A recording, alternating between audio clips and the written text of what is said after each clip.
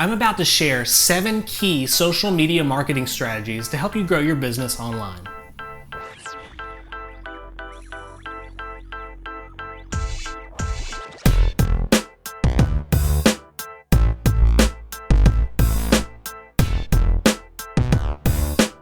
Hey, my name is Luke Sievers with One9Pro. I help entrepreneurs to reflect success in their brand and grow their business online.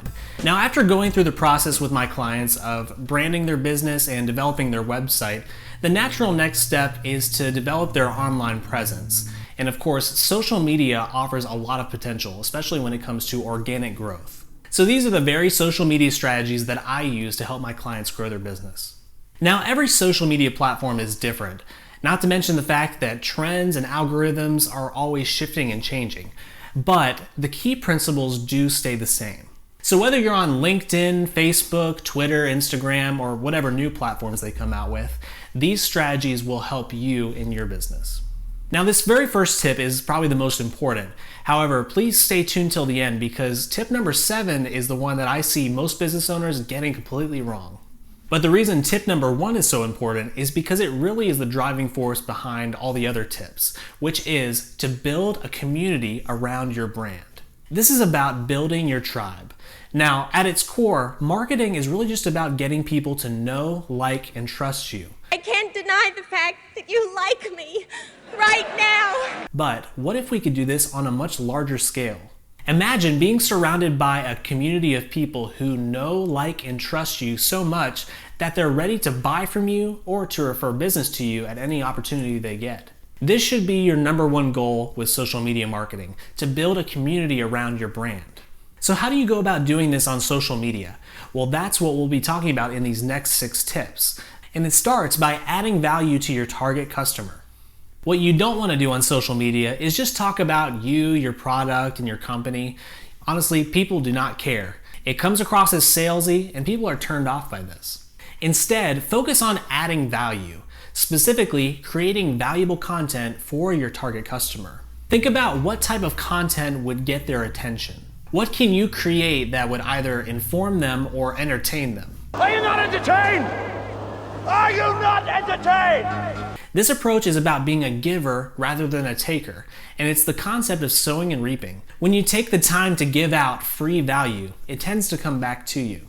Creating content like this will also help to establish you as the authority on a certain subject matter. It will help to build trust with your prospects, and slowly you'll build a community around your content. Next, as you're creating valuable content for your audience, consistency is key. You'll never build that community on social media without this component. First of all, don't expect quick and easy results from social media marketing. It does take time to build a following, but if you can be consistent, it's well worth it. What I do see so many business owners do is start off really strong. Who's ready? Posting several times a week or even several times a day. But this pace can be hard to keep up. And then the next time you see them post is not till a month later. I've certainly been guilty of this myself. On social media, consistency is even more important than frequency. So this means you need to create a realistic posting schedule, even if it's just once a week.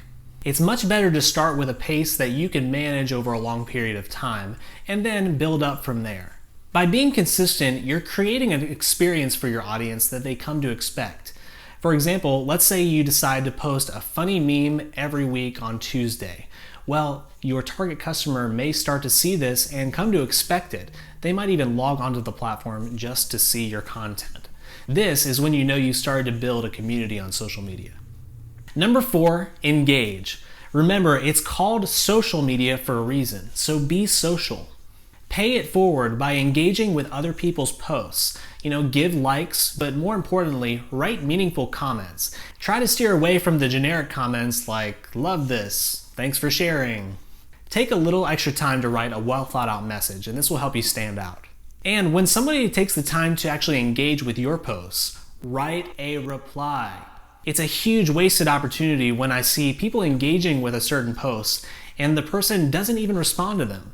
Be sure to talk back with your audience and continue the conversation. Part of building a community on social media is making these personal connections, so don't forget this part.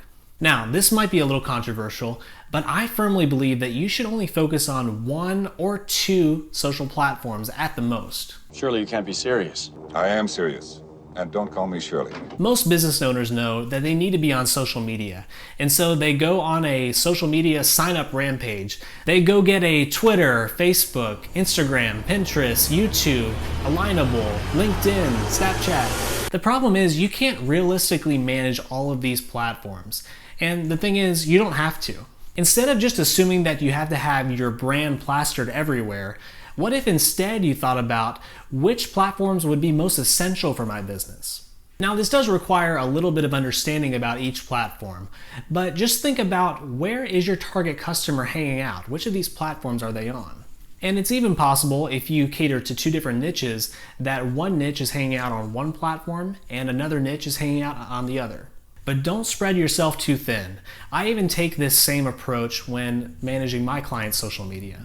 You want to be able to focus on 1 or 2 platforms and do them really well instead of doing a mediocre job on a whole bunch of them.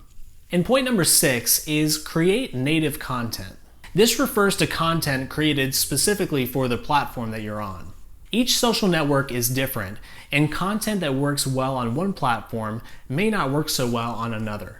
For example, lighthearted and funny posts on Instagram are probably not going to work as well on the more professional side of LinkedIn. Or on Facebook, you'll notice that you can write long paragraphs of text, but on Twitter, you're limited to 280 characters. I don't have time now to go into all the nuances of each of these platforms, so I'll have to create a video in the future going over each individual platform. Now, I will say that creating native content doesn't mean that you can't repurpose the same content across multiple platforms, but it does mean you need to reformat it so it fits the context. Just reposting the exact same post on 2 different platforms is really not a best practice. This is another reason why you should really focus on just 1 or 2 social networks. And now, for my very last point, be a human. For many of you, especially if you're the sole proprietor of your business, you are your brand. So that means that in order for people to fall in love with your product or service, they need to first fall in love with you. And this doesn't only apply to small businesses. And to illustrate this, let me ask you this question. What's the first thing you think of when I mention the company Apple? Now, some of you are probably thinking of their logo or one of their products, but many of you right now are picturing a skinny white male wearing a black turtleneck. Steve Jobs. Apple is a perfect example of building a brand around a personality. The connection that they've been able to make with their customers based on this approach has been really effective. And failing to take this approach is one of the biggest mistakes I see business owners making on social media.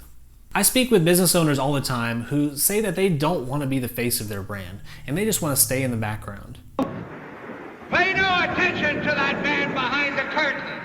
Well, then my question would be, how are your customers ever going to connect with your brand? You know, people don't connect very well with a faceless company. People connect with other people. The reason why this is so important on social media, again, is found right in the name, social. You can't forget that customers are on social media to be social, to connect with their friends, and to make new ones. I believe that in order to really build a community around your brand on social media, it needs to be centered around a personality. For many of you, that's going to mean focusing on your personal brand. It means being relatable, and it means being authentic. Thanks for watching. If there was a certain point that stuck out to you in this video, be sure and mention it in the comments below and let me know how you plan to implement it in your social media strategy. If you did find this content valuable, be sure and subscribe and follow to get more tips for business, marketing, and design. And if you're looking to enhance your brand and grow your business online, be sure and book a free discovery session with me. Just visit 19pro.com/book. Thanks a lot, and I'll catch you next time.